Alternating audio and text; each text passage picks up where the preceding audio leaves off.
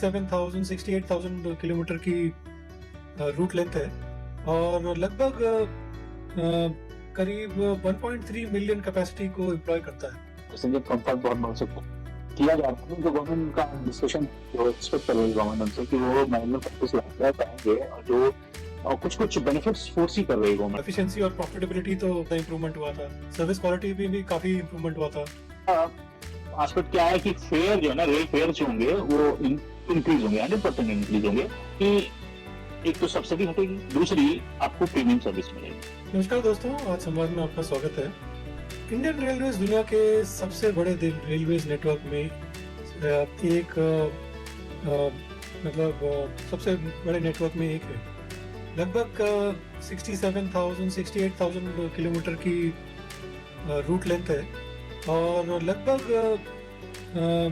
करीब 1.3 million capacity को employ करता है। अगर हम देखें 2019 और 2020 के साल, इसने लगभग 8.5 बिलियन पैसेंजर्स और करीब 1.25 बिलियन टन फ्रेट ट्रांसपोर्ट।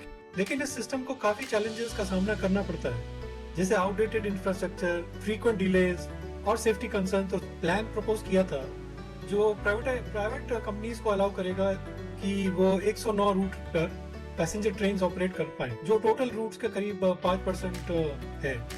इस इनिशिएटिव का मतलब एम था कि प्राइवेट एंटिटीज से लगभग 30,000 करोड़, जो लगभग $4 बिलियन होता है। तो इसी बारे में चलिए बात करते हैं। तो मैं हूँ प्रमेश। नमस्कार, मैं हूँ शालिनी। तो चलिए प्रमेश, हम इंडियन रेलवे के प्राइवेटाइजेशन पर डिस्कस करेंगे। तो इंडियन रेलवे तो देखिए, अगर आप हर जगह बिगर द मेडियम नहीं कॉन्सेप्ट लागू होता है ये बहुत एक्चुअली एक इम्पोर्टेंट टॉपिक भी है।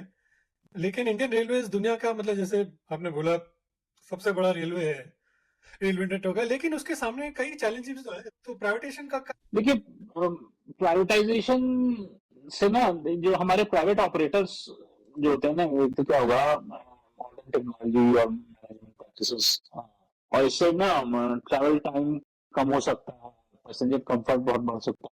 किया जा रहा है ना जो गवर्नमेंट का डिस्कशन है, जो एक्सपेक्ट कर रही है गवर्नमेंट उनसे कि वो मैनेजमेंट प्रैक्टिस लाकर पाएंगे और जो कुछ बेनिफिट्स फोर्सी कर रही है गवर्नमेंट। जैसे वो कहते हैं कि ट्रैवल टाइम रिडक्शन होगा, पैसेंजर कंफर्ट बढ़ेगा, आपका एसएलएस जो होते हैं, जो पंक्चुअलिटी जिसको बोल लो, या तो प्राइवेट सेक्टर का पार्टिसिपेशन जो है वो एक सिग्निफिकेंट कैपिटल इन्फ्यूजन भी तो करेगा।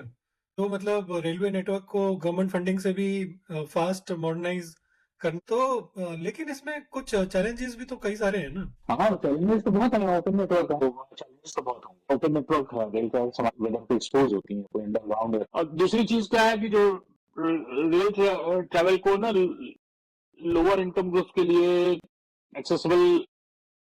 एक्सेसिबिलिटी जो है, क्योंकि फेयर बढ़ेगा तो थोड़ा सा वो चीज इम्पैक्ट होगा। तो वही मैं कह रहा हूँ, जनता को उसको समझना चाहिए की बात हो गई। और गवर्नमेंट को ना थोड़ा सा अपनी मैकेनिज्म करनी पड़ेगी। आई वांट टू से हियर कि पहले डेवलप करनी पड़ेगी बिफोर प्राइवेटाइजेशन। ये तो है। और लेबर यूनियंस ने भी कंसर्न एक्सप्रेस किया है ना कि मतलब प्राइवेटाइजेशन से जॉब लॉसेस या फिर एम्प्लॉयमेंट के जो टर्म्स, वो प्राइवेट ऑपरेटर्स जो है वो शायद प्रॉफिटेबल रूट्स पर ही फोकस करना चाहेंगे, जो ज्यादा लुक्रेटिव हैं।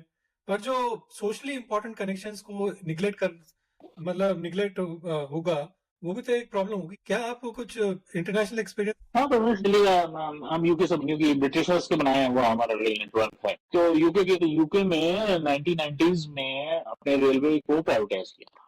90 एग्जैक्ट सन नहीं मेरे को याद है ईयर, बट 90s में ही किया था। 1990s में मार्garet थैचर ने किया था। हाँ, तो इससे जो है के नंबर और कुछ सर्विसेज तो इम्प्रूवमेंट हो गई, लेकिन ना उसके साथ ही इनको कुछ इशू फेस करना पड़ा था। तो मैं हाईलाइट करना चाहूंगा उसमें कुछ लोग क्या है, क्रिटिक आई से कहते हैं कि इसमें पॉपुलेशन ग्रोथ को तुमने कंसीडर किया। तो अगर आप देखोगे यूके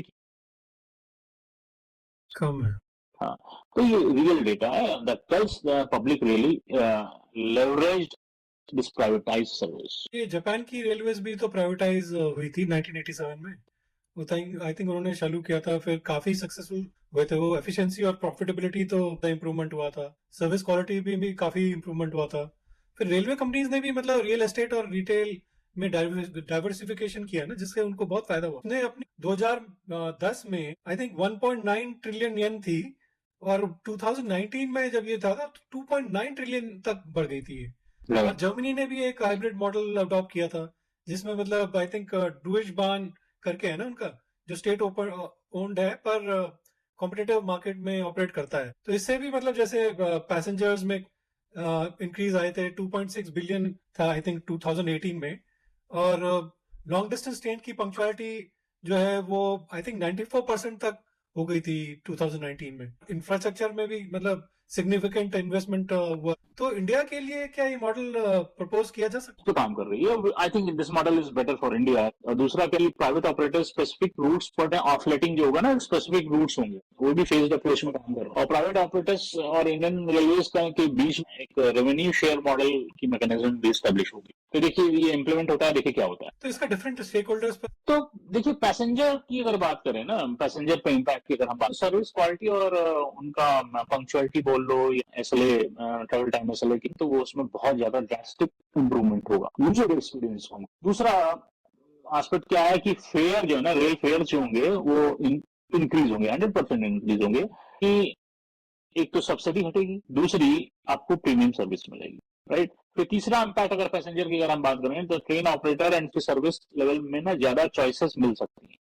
तो क्योंकि there will be, what I foresee, there will be multiple layered services will be offered. कि अगर आप व्हीकल सेगमेंट के हो तो आपको पैसेंजर ट्रेन, ये ट्रेन उस तरह से कुछ कुछ होगा। अब आप चलिए, और गवर्नमेंट में भी तो मतलब चेंजेस होंगे। मतलब जैसे रेलवे इंफ्रास्ट्रक्चर की बात करें, उसमें अपग्रेडेशन और मेंटेनेंस का लिए वो थोड़ा प्राइवेटाइज करके मतलब उसमें कम हो जाएगा। रेलवे सिस्टम की ओवरऑल एफिशिएंसी में और कमर्शियल इंटरेस्ट और सोशल ऑब्लिगेशंस की बात की तो बैलेंस मेंटेन करना चैलेंज हो सकता। कह सकते हैं कि प्राइवेटाइजेशन एक कॉम्प्लेक्स इशू है। देखिए किसी भी चीज को प्राइवेटाइज करोगे तो वो कॉम्प्लेक्स इशू होता है। गवर्नमेंट हायरार्किकल सिस्टम से, गवर्नमेंट कन्फाइंड सिस्टम से we are going to open, that is going to be very complex, no doubt about it. लेकिन ना देखिए इसमें हमको अपॉर्चुनिटी देखती है कि देखिए इसमें अपॉर्चुनिटी होगी, कितने नए जॉब्स क्रिएट होंगे। I think best suitable model है हमारे इंडियन रेलवे सिस्टम। चलो आखिरी बात करते हैं, क्या ये गवर्नमेंट उसको एक्चुअली इम्प्लीमेंट कर पाएगी प्राइवेटाइजेशन, जो भी हाइब्रिड हो चाहे कोई? मुझे नहीं लगता कि मतलब जो specially with the numbers that the government has को एक्चुअली इम्प्लीमेंट कर पाएगी। बोल तो बातें तो बहुत करते हैं ये लोग, बट मुझे नहीं लगता कि इस टर्म में तो एटलीस्ट ये कुछ कर पाएंगे। क्या सोचते हो? ये बात तो सही है। अगर आप फुल प्राइवेटाइजेशन की बात करो, अगर उसको पॉलिटिकल टेन्योर्स की 2-3 टर्म लगे, ये बहुत बड़ी चीज है। कॉम्प्लेक्स चीज इतना बड़ा इंफ्रास्ट्रक्चर है। नहीं, इंफ्रास्ट्रक्चर तो है बट लोग मतलब आंदोलन भी कर जाते हैं छोटी छोटी चीजों में आता, तो ये तो फिर बहुत बड़ी चीज है। वो तो है साहब। आप ये देखो, गवर्नमेंट का जो फोकस है वो सिर्फ मतलब अच्छी ट्रेन में रन, वंदे भारत और ये भारत और वो भारत, ये सब जो है मतलब एक बेटर इनकम लोगों के लिए है ना। आम आदमी जो मतलब जैसे डेली का वेजर है, वो तो अभी भी जो है थर्ड क्लास में अनरिजर्व में जो है एक एक जो डब्बे होते हैं, 1-2 डब्बे अनरिजर्व के, उसी में ट्रेवल कर। तो उसके लिए तो कुछ ऐसा ज्यादा इंप्रूवमेंट हुआ नहीं है, मतलब आप समझ रहे हैं आप क्या कह रहे हो। 2-3 एस्पेक्ट है कि जो जो आम आदमी है, जो पैसेंजर क्लास है, जो वो कितना ट्रैवल करता है, एक क्वेश्चन ये भी होता है। दूसरी जगह जाते हैं पूरा मतलब ऑल इंडिया में ट्रैवल करते हैं लोग, जो जैसे जो लेबरर्स होते हैं वो, हाँ, तो उनके लिए पैसेंजर डब्बे, बट उसकी उतनी ना तो उसकी क्वालिटी में अंतर है। वो तो वैसे ही जो है अनरिजर्व में किसी तरह कुछ कुछ के उसमें रिजर्व में देखा कैसा हाल रहता है। फिर भी मतलब आई थिंक सोशल ऑब्लिगेशंस की भी थोड़ी बात होती है। जो भी है गवर्नमेंट को मतलब एक बैलेंस बनाने की, मतलब इम्प्रूवमेंट करो सर्विसेज की, बट आम आदमी को भी हो सकता है चाहे तुम एक सेपरेट ट्रेन उन्हीं के लिए चला दो, वैसे ही जो लेबर के लिए मतलब जैसे आम आदमी के लिए हो उतनी फैसिलिटी नहीं हो, एटलीस्ट उनके लिए आराम से तो जाए हैं। खैर ये तो हमारी चर्चा तो हमें बताइएगा क्या है आपका इसमें विचार। इंडियन प्राइवेटाइजेशन होना चाहिए इंडियन रेलवेज की? नहीं, हमें अपने विचार। अगर आपको ना किसी और पब्लिक सेक्टर के बारे में बात करनी है, जैसे प्राइवेटाइजेशन की या इस तरह से, तो आप अपने थॉट्स हमारे साथ शेयर करिए और एनालिसिस आपको। ठीक है, तो आज इतना ही, मिलेंगे आप तब तक के लिए सच्चाई से जुड़े रहें और आज संवाद करते हैं। धन्यवाद, नमस्कार। नमस्कार।